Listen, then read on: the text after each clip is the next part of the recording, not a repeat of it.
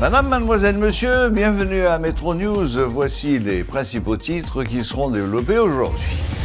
La délégation canadienne est arrivée en fin de mission ce vendredi. Cette mission diplomatique, dirigée par Bob Rae, ambassadeur du Canada auprès des Nations Unies, a rencontré les différents protagonistes de la crise haïtienne. 70% des écoles de la capitale ont recommencé à fonctionner, c'est ce qu'a annoncé le ministre de l'Éducation nationale, Nesmi Mannigna. Célébration ce vendredi de la journée internationale de lutte contre la corruption.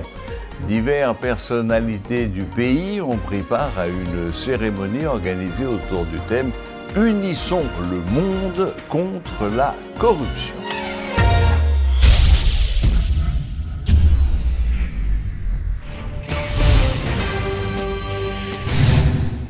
La mission diplomatique canadienne, dirigée par Bob Rae, ambassadeur du Canada auprès des Nations Unies, a pris fin ce vendredi.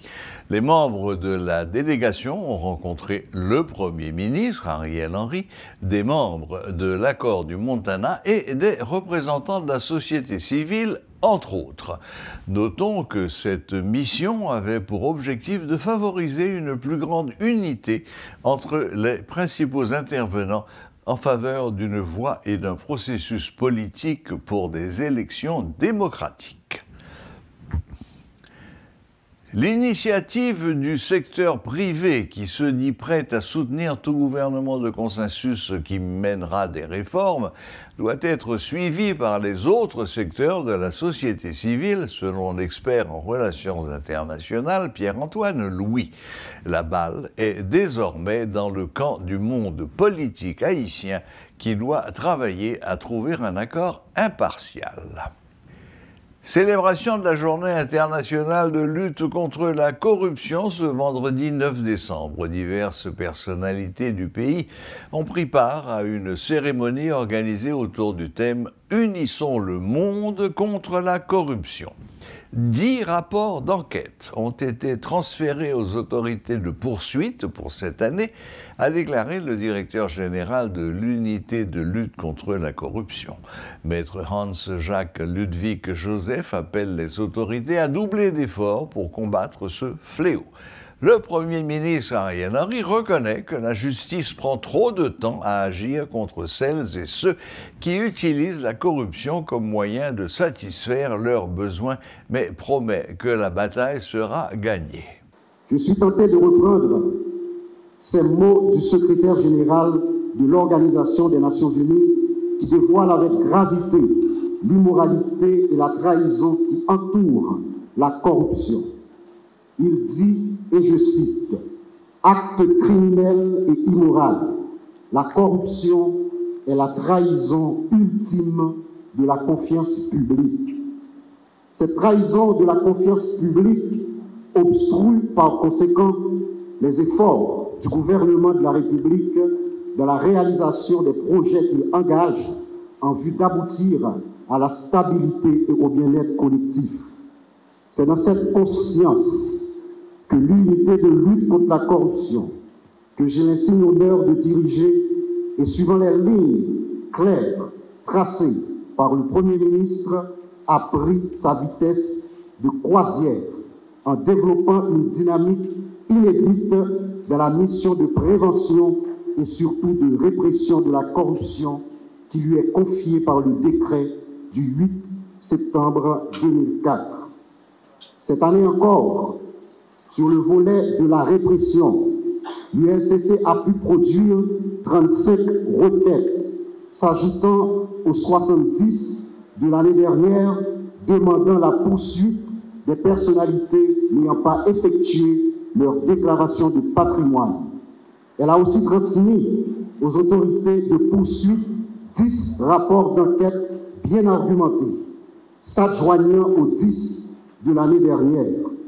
Les 15 enquêtes ont dévoilé et identifié avec clarté et en toute légalité les méthodes, les gestes, les faits et les éléments utilisés par les corrupteurs et les corrompus pour commettre leurs méfaits.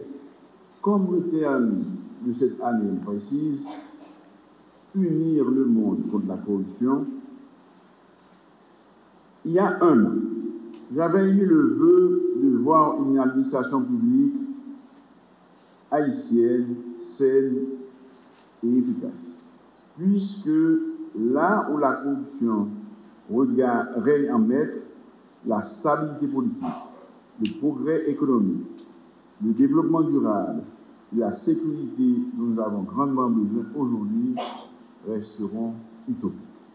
Au moment où nous célébrons cette journée internationale de lutte contre la corruption, nous devons nous rappeler constamment que la réduction de la pauvreté dans un pays est intimement liée à l'efficacité de la lutte contre la corruption. La bataille contre la corruption reste le terreau nécessaire au développement économique et social d'Haïti. Si nous agissons véritablement ensemble, il y a lieu d'espérer une réduction significative des inégalités socio-économiques. Cette lutte anticorruption que nous célébrons aujourd'hui autour du thème de solidarité entre les États est un acte de foi. Foi en l'avenir, foi en l'honnêteté, foi en l'intégrité.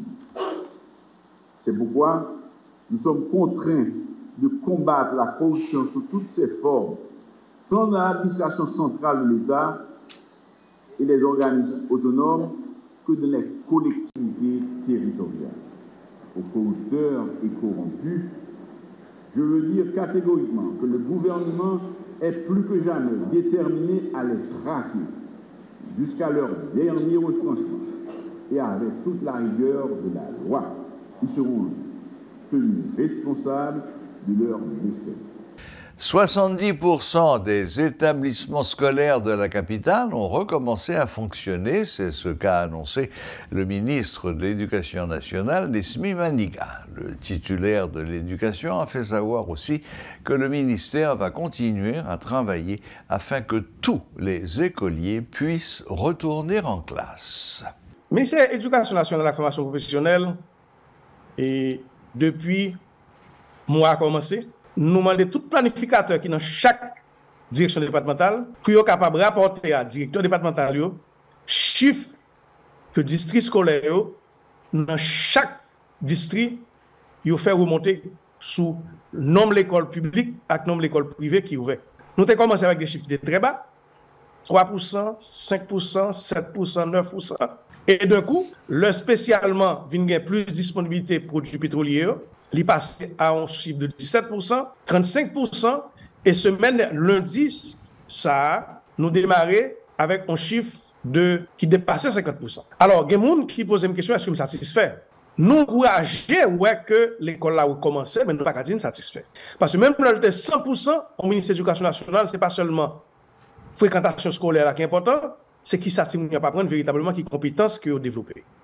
Mais nous encourageons, et aujourd'hui, dans la zone métropolitaine, il y a un pile progrès qui fait, parce que la direction départementale l'Ouest là déjà annoncé une semaine ça, la zone métropolitaine Port-au-Prince, déjà autour de 70%. Non, mais 70% de la zone métropolitaine Ouest.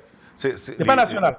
C'est reste ça qui est ouvert. C'est reste ça qui est en difficulté, dans la zone Croix-des-Bouquets, dans la zone Martissan, c'est reste ça qui est en difficulté, mais restant, de toute façon, le ministère toujours transparent tout chiffre, les 2% de deal, les 5% de deal, c'est chiffre zone métropolitaine l'ouest là.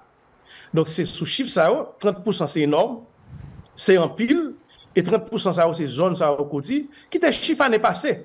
Année passée, on a eu une grosse difficulté dans la zone Croix-des-Bouquets. Nous connaissons le lycée Jacques Ier en particulier, pas ouvert. En pile l'école pas ouvert dans la zone ça. Zone Martissan était en défi jusqu'à présent. Même penser que nous, plus près que nous, plus loin, naturellement, nous toujours déplorons pile menace qui était faite sur entre l'école là.